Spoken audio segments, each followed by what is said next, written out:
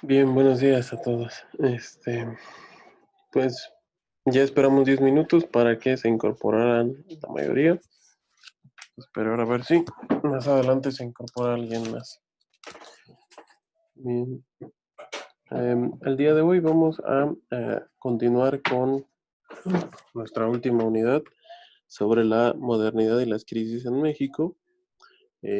Como tal, hemos estado analizando toda esta serie de pues, recuentos históricos, más que nada, que tienen que ver precisamente con las crisis y el desarrollo dentro de nuestro país, fundamentalmente porque son elementos que han conformado parte de la sociedad mexicana como la entendemos actualmente. Entonces, por eso es que es importante revisar estos temas.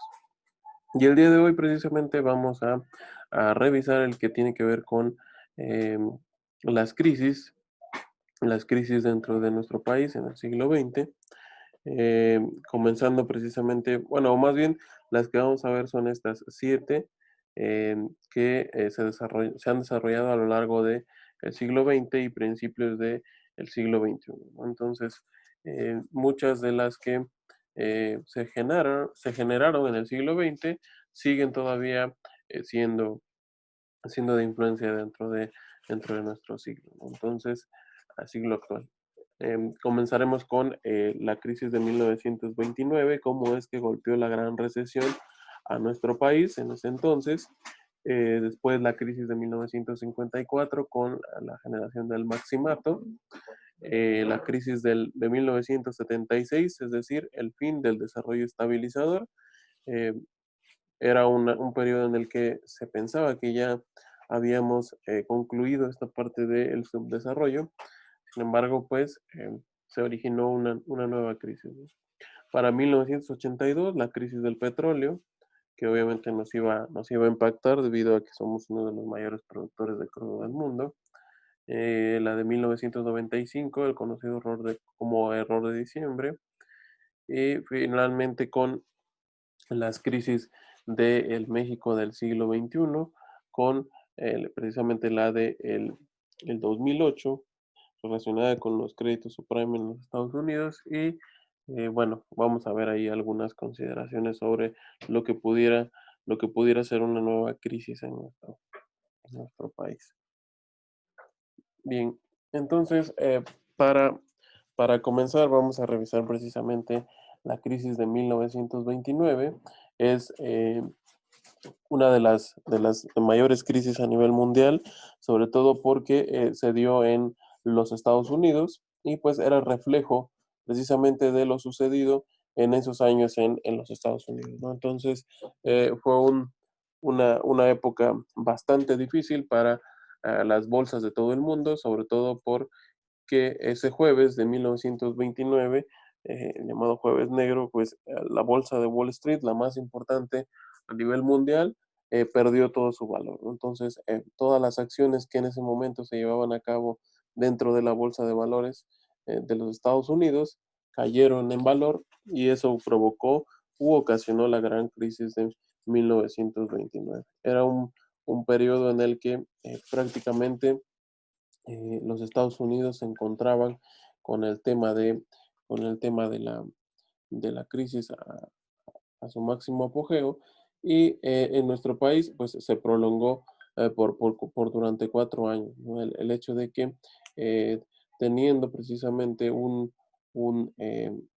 una caída de 22% de nuestro Producto Interno Bruto. Al ser parte fundamental del comercio de los Estados Unidos como país, nosotros íbamos saliendo de una guerra civil, se estaba institucionalizando la revolución, entonces nos pegó directamente el hecho de que los Estados Unidos entraran en recesión, ¿no? Y se ve ahí, ha sido una de las crisis más importantes de nuestro país. Eh, en algún momento eh, pudiera ser la más importante, debemos de esperar, ¿no? A ver cómo es que se comporta esta nueva crisis a nivel mundial. Sin embargo, pues esta es de las consideradas de las más importantes, sobre todo porque por el nivel de pérdida, ¿no? Comienza una devaluación del peso que para esos años, imagínense, era de 2.12 pesos por dólar y simplemente aumentó uno y medio prácticamente, ¿no? Entonces pasó a 3.53 pesos por dólar. Entonces, prácticamente la paridad entre el dólar y el peso era muy similar. Entonces, hablamos precisamente el inicio de todos estos intercambios que se tenían con el extranjero. Ya se había como tal pasado la parte cruda de la guerra civil en México, entonces comenzaba este nuevo periodo con una paridad prácticamente igual a la del dólar. Sin embargo, con el tema de la crisis en 1929, el pánico que se creó en las inversiones, pues ante la reducción de todas las reservas nacionales, pues eso fue lo que ocasionó que precisamente el efecto fuera en todas las bolsas del mundo y posteriormente se viera reflejado en la economía de todos estos países. Hubo errores y aciertos administrativos y políticos por parte del el gobierno de Calles, ¿no? Entonces ahí eh, se tenía ya como tal una estructura gubernamental y la historia ha criticado el actuar de todo este gabinete en ese entonces, sobre todo porque precisamente apenas estaba pasando esta parte eh, de la burocracia, ¿no? Si bien los que tomaban el poder precisamente eran los propios generales o los que dirigían las batallas, las guerras, entonces todavía el tema administrativo, el tema de la profesionalización dentro de la administración pública era un aspecto que se quedaba de...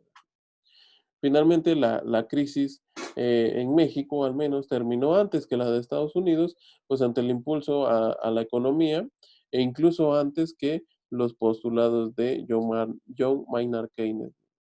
Este personaje muy famoso dentro de la teoría económica y dentro de la teoría administrativa incluso, eh, fue precisamente el que propuso una solución a este tipo de problemas de la Gran Depresión, ¿no? Y lo que se argumentaba era que el gobierno tenía que intervenir directamente en la economía para que a través del gasto público pudiera estimular la generación de valor dentro de la economía, ¿no? Entonces, incluso el gabinete mexicano se puso ahí las pilas, comenzó a desarrollar mejor todos estos conceptos económicos y también fundamentalmente porque estábamos en un proceso ya de recuperación después de la guerra civil, ya habíamos tocado fondo a nivel económico, entonces se llevaron en práctica buenos mecanismos para salir incluso antes que Estados Unidos de la crisis, ¿no? Sobre todo porque los postulados que decía Keynes, que eran estimular a la economía por medio del gasto público, eso se dio muchísimo antes más bien muchísimo antes en el territorio mexicano. Sin embargo, pues el que lo propuso formalmente como una solución a la crisis, pues fue Keynes años después. Sin embargo, pues ahí México había incluso puesto en práctica este tipo de teorías, incluso antes de que fueran oficiales, ¿no? Bien, entonces esto en cuanto al tema de la crisis de 1929. Posteriormente, viene un periodo de turbulencia, que es la crisis ya de 1954, y es una turbulencia política, sobre todo por los llamados dedazos, ¿no? Yo creo que la mayoría de ustedes han escuchado hablar de eso en sus clases de historia en algún momento, en el que este periodo de presidentes que pasaron posteriores, ahí tenemos la figura de Plutarco Elías Calles, eh, precisamente eran elegidos por dedazo, ¿no? El que simpatizaba más o el que tenía el mayor aprecio dentro de sus colaboradores por parte del presidente, era el que era elegido como candidato y en ese entonces, ante la formación del Partido de la Revolución Nacional, el antecesor del PRI, prácticamente el que era elegido candidato del partido oficialista era el ganador de la contienda, ¿no? En ese entonces no existía oposición y prácticamente el que se nombraba era el que iba a ser el presidente, ¿no? Entonces este periodo empieza este tipo de turbulencias políticas, sobre todo porque las personas se comienzan a dar cuenta, los mismos políticos comienzan a organizarse en fracciones diferentes a las del partido oficial, entonces comienza, comienza ese tema, este tema social de nuevo a hacer ruido dentro de la economía nacional, ¿no? Entonces, todos estos presidentes, por eso es que se conoce como el maximato, fueron elegidos directamente por el presidente Plutarco Elías Calles. Entonces tuvo mucha influencia y mucho poder desde que él gobernó hasta esta crisis de 1954.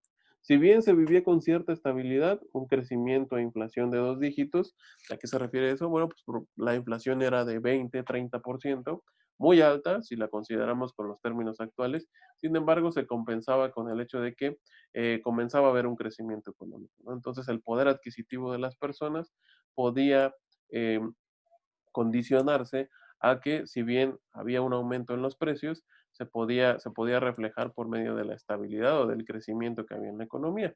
Había una devaluación planeada, esto fue algo de lo más criticable, sobre todo porque desató precisamente la crisis. Como ustedes saben, en los años posteriores el tipo de cambio era menor, se evaluaba de 3 4 5 pesos por dólar, era muy bajo. Sin embargo, en ese entonces el gabinete de 1954 determina que el tipo de cambio se va a mover, en ese entonces estaba en 8.65 pesos por dólar a 12.50 pesos por dólar. Esto bajo el criterio o bajo el supuesto de que el reducir eh, los términos de intercambio entre peso y dólar iba a estimular la actividad económica de nuestro país, dado que iba a ser más barato generar los productos de este lado de la frontera. Por eso es que se había pensado así como una devaluación planeada, ¿no? Sin embargo, no funcionó, se conoce como el sábado de gloria, que cuando se decide hacer este cambio precisamente de la paridad de peso dólar, no funciona. Entonces, hay una fuga de capitales dentro del país, sobre todo por la incertidumbre que comenzó a generar este tipo de cambio, ¿no? Entonces, las grandes empresas, los principales inversionistas en nuestro país, sobre todo de capital extranjero, comienzan a dudar y comienzan a pensar que todo el tema social y el tema político se le está saliendo de las manos al gobierno y que podría volver a haber un enfrentamiento entre la clase social frente al gobierno en turno, ¿no? Entonces, esto crea incertidumbre, crea miedo entre las personas que invierten eh, toda su capital en México y comienza una fuga de este capital a partir de este tema de la devaluación planeada. Era importante, aquí lo recargamos en la diapositiva, la importancia de mantener la inflación baja pues ante la crisis. Sin embargo, como vemos, en ese entonces, pues la inflación es de dos dígitos, ¿no? Bastante alta y vamos a ver que las cosas con el tema de la inflación van a empeorar incluso. Después de este periodo comienza un tema estabilizador, un tema en el que se estabilizan todos los criterios económicos dentro de nuestro país y ya lo veíamos en el resumen del siglo XX mexicano, ¿no? Es en este periodo cuando prácticamente comenzamos a tocar las puertas del desarrollo, precisamente porque México se empieza a posicionar como potencia a nivel mundial, sobre todo por la organización de eventos de gran magnitud, la atracción de muchas inversiones y efectivamente, hay que decirlo, bajo este régimen de eh, dureza que en su momento se vivió durante los años 70, precisamente nadie podía cuestionar la figura del presidente, la libre expresión estaba condicionada y ya sabemos lo que pasó, ¿no? Los movimientos estudiantiles de 1968, 1970, en los que la cosa no terminó bien, ¿no? Sobre todo porque el rigor con el que se aplicaba el control del gobierno pues era bastante grande a costa precisamente de tener una estabilidad, ¿no? Por eso se le llamó de desarrollo estabilizador, porque continuaban las tasas de crecimiento altas en nuestro país, había uno que otro detalle, pero la estabilización de la sociedad, es decir, la paz que se vivía en ese entonces, bajo el rigor de la fuerza del gobierno, pues lo hizo posible. En este periodo se conoce como el desarrollo compartido, sobre todo porque se buscan temas de justicia social. Sin embargo, al presidente Luis Echeverría en ese entonces ya se le cataloga como demagogo y populista, ¿no? Entonces, esto debe de llamarles mucho la atención porque es una vista al pasado de lo que está pasando actualmente, ¿no? Muchos catalogan este nuevo gobierno como de populista, sobre todo porque si ustedes ven estas características, están pasando, ¿no? Hay conflicto con los empresarios, las grandes empresas son las que están saliendo peor libradas de el tema de la crisis actual, sobre todo porque se ha optado por esta política populista, ¿no? De hacer transferencias directas a los sectores más vulnerables en lugar de propiciar el desarrollo de los medianos empresarios y ya no se diga de las grandes empresas, ¿no? Prácticamente el discurso actual se ve reflejado en estos años, en 1976, en el que se decía precisamente lo mismo, ¿no? No vamos a apoyar a las grandes empresas, vamos a apoyar a la gente por medio de transferencias bajo este tema populista, ¿no? Este tema de paternalismo por parte del Estado.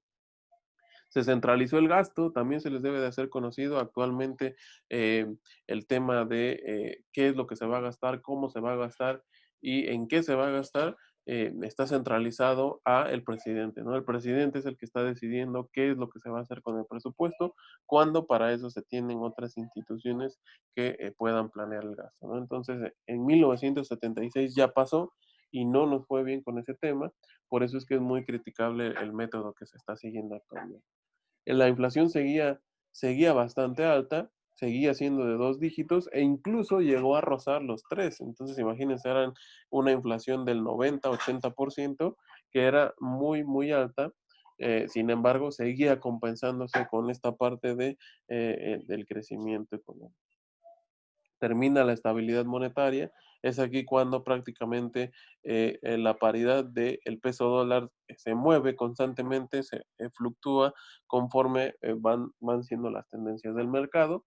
Y lo peor es de que a partir de los años 70 comienza un grave endeudamiento en nuestro país, ¿no? Todo el tema de entrar en todos estos organismos internacionales como el Fondo Monetario o el Banco Mundial, una de las condicionantes era precisamente que ahora todo lo relativo a la deuda, a obtener recursos por parte de el sector externo, ya no iba a ser entre países, sino a través de este tipo de instituciones como el Banco Mundial, ¿no? Entonces, a partir de eso, comienza a endeudarse al país a niveles muy considerables. Y hay fuga de capitales de nueva cuenta, después de todo este tema de eh, el primer mundo, llegar casi prácticamente a pisarlo, comienzan de nuevo el tema de los conflictos sociales, ¿no? Y eso es lo que espanta en primer lugar a todo este tipo de inversiones que se realizan en el país. Y finalmente, lo que les comentaba, desde los años 60 se venía con un trato de la nula libertad de expresión, ¿no? Entonces, yo creo que ninguno de nosotros lo ha llegado a vivir como si lo llegaron a vivir nuestros abuelos, ¿no? Incluso nuestros padres, el hecho de que nadie podía criticar la postura del presidente, todo este tema de las protestas, todo este tema incluso de redes en los que se puede uno mofar o criticar al gobierno, pues era una cuestión imposible en ese entonces, ¿no? Era un rigor bastante fuerte, todos los periodistas eran perseguidos brutalmente por el hecho de criticar o de tener una postura diferente a la del gobierno. Entonces, eso es lo que hacía inclusive que el tema de la cuestión social era prácticamente un hecho de que en algún momento iba a explotar algún tipo de movimiento social. Eso es lo que se vivió en la crisis del 76. No pasaron ni 10 años cuando entramos de nueva cuenta en una crisis, la del 82, y sobre todo porque en el contexto veníamos de un auge petrolero, ¿no? Entonces, en ese entonces el presidente Portillo había, había dado la muy buena noticia de que se habían encontrado nuevos yacimientos petroleros en la zona de Veracruz y de Tabasco.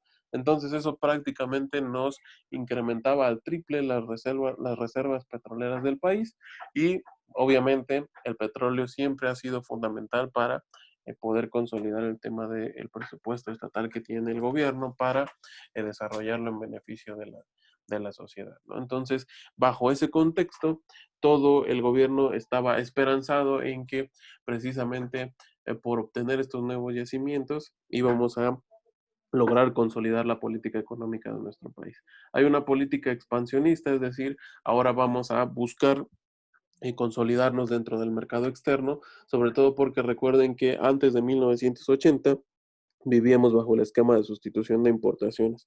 Sin embargo, al incorporarnos a los organismos internacionales y sobre todo por la oportunidad que se le daba a México de todo este contexto social de organizar eventos de talla mundial gracias a esa incorporación con el mundo exterior, nos condicionaron al hecho de abrir nuestras fronteras, ¿no? Y eso ya lo vimos dentro del resumen del siglo XX, no fue tan benéfico para muchas empresas nacionales, ¿no? Inclusive en esta lámina lo mencionamos. La depreciación del peso llegó a ser muy alta, inclusive llegó a cotizarse a 48.79 pesos por dólar, ¿no? Entonces prácticamente la paridad peso-dólar se fue por los suelos, el peso cayó demasiado en su valor, derivado precisamente que desde 1976 comenzaba una fuga de capitales extranjeros bastante fuerte, y el tema del endeudamiento seguía siendo de manera importante. Y de nuevo, la inflación aquí todavía seguía incontrolable, llegando a ser cercana todavía a los 3 dígitos, ¿no? ¿Qué es lo que pasó aquí también? Algo que provocó que la crisis se recrudeciera con tal de tratar de parar el hecho de que evolucionara la paridad de peso dólar.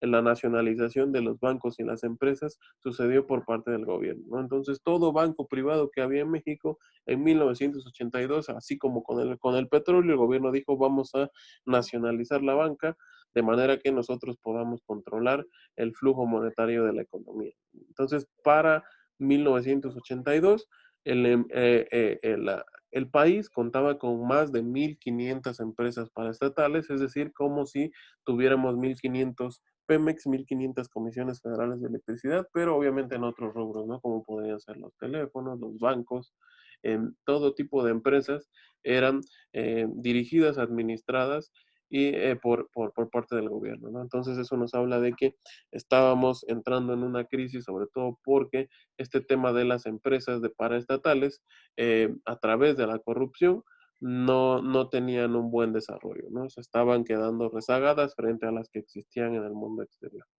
Además de que se decreta que a partir de este gran endeudamiento, de esta fuga de capitales y de la gran depreciación que tuvo el peso en estos años, los organismos internacionales deciden ya no apoyar a México en cuanto a más préstamos, al menos durante 2 años, como medida condicionante de que nuestro país tratara de recuperar la estabilidad, ¿no? Entonces, es un periodo muy difícil, sobre todo porque ya no teníamos el apoyo externo.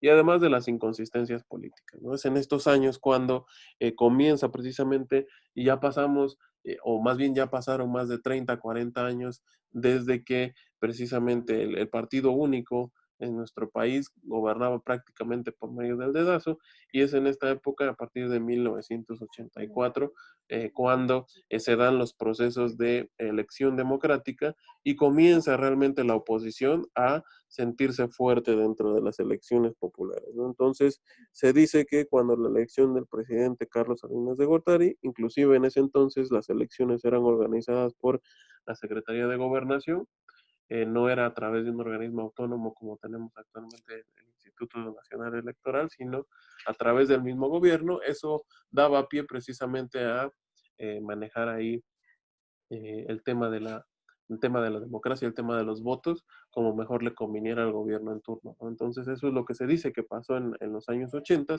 cuando el presidente Salinas ganó la elección presidencial mediante pues ahí procedimientos poco claros, ¿no? Sobre todo les digo porque en ese entonces la Secretaría de Gobernación organizaba las elecciones y para mayor curiosidad, para los que les interese estos temas, pues el secretario de Gobernación en ese entonces era Manuel Barlet, que inclusive ahorita colabora con el gabinete del presidente actual, ¿no? Entonces, bueno, ahí se puede ver todo el tema de la política, que no nos interesa mucho en este tema, pero pues siempre está presente, ¿no?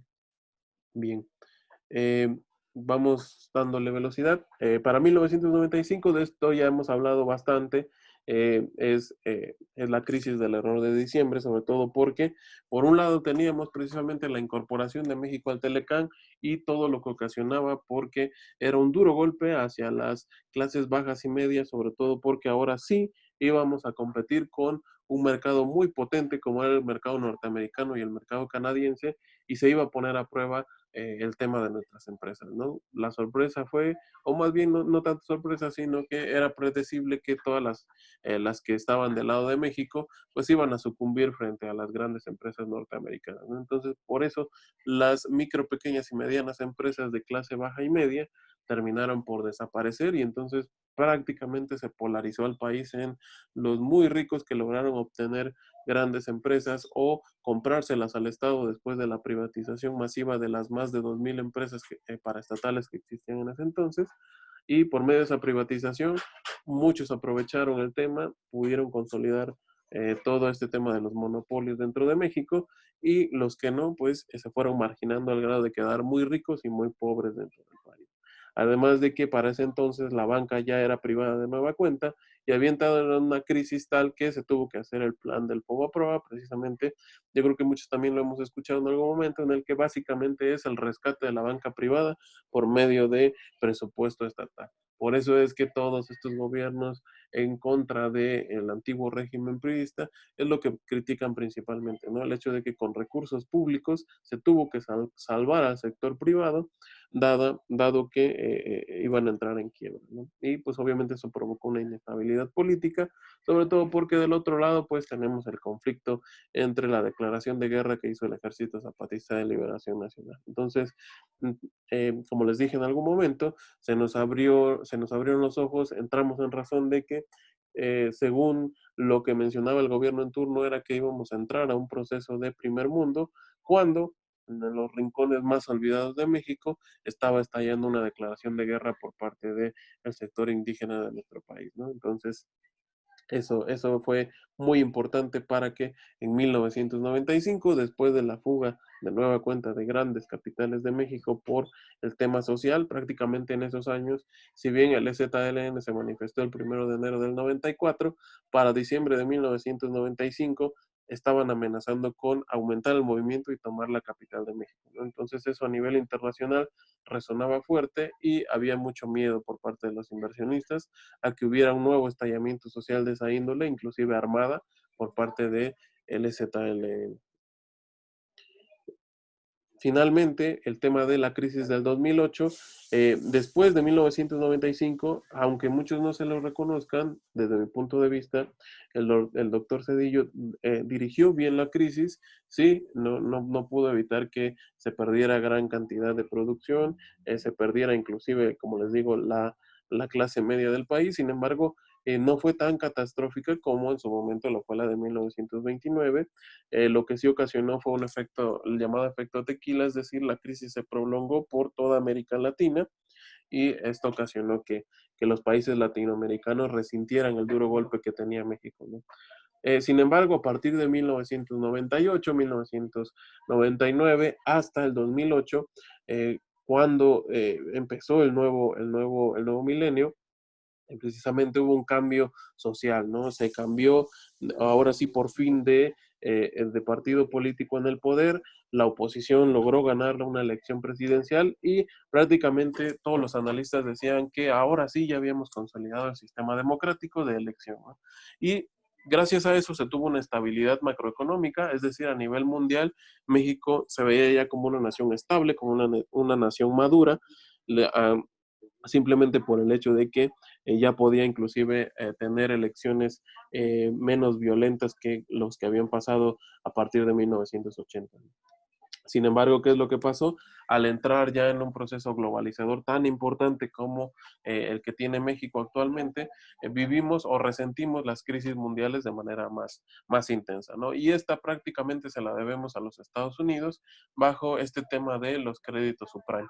¿Qué es un crédito subprime? Es precisamente cuando yo, por ejemplo, que soy un recién egresado, no tengo un ingreso, no tengo forma de comprobar ingresos, pero yo voy y le pido en este caso, como pasó en Estados Unidos, al sector inmobiliario que me venda una casa, aunque no tenga cómo comprobar ingresos, no tenga cómo justificar el hecho de que voy a pagar la casa, y ellos, sin embargo, decidieron vendérmela, decidieron dármela, y prácticamente me dijeron, ay, a ver cómo me pagas, no importa, tú ten tu casa y ya después vemos, ¿no? Entonces, eso lo que ocasionó fue una gran burbuja, pasó lo que tenía que pasar, es decir, la gente que adquirió estas propiedades en los Estados Unidos, llegó el momento en el que no tuvo cómo pagarlos y todo el tema de los bancos empezó a venirse abajo, sobre todo porque ya no se tenía la capacidad de liquidez ante la falta de pagos de este tipo de personas bajo esos créditos, ¿no? Entonces, en el 2008, Lehman Brothers, uno de los bancos más importantes en Estados Unidos, es como si lo quisieran ver aquí en México,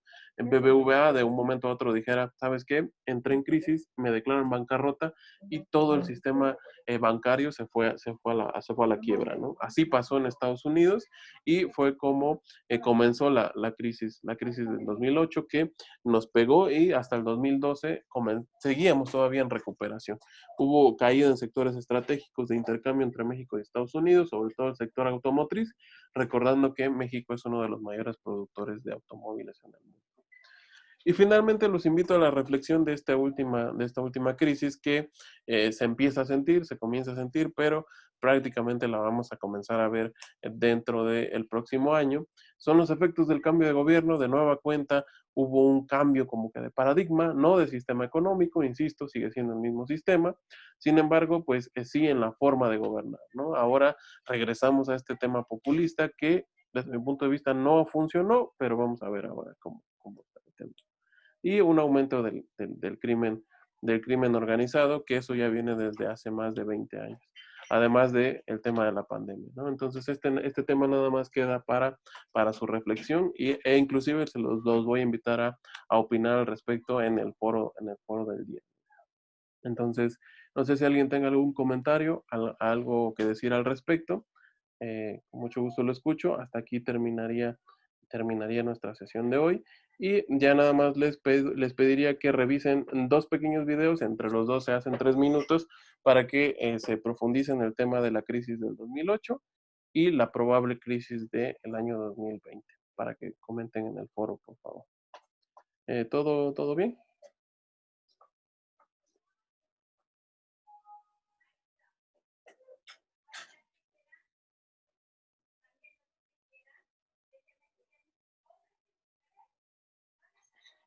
Creo que va a terminar la sesión. Si hay alguna pregunta, me la hacen saber con mucho gusto y lo revisamos, por favor.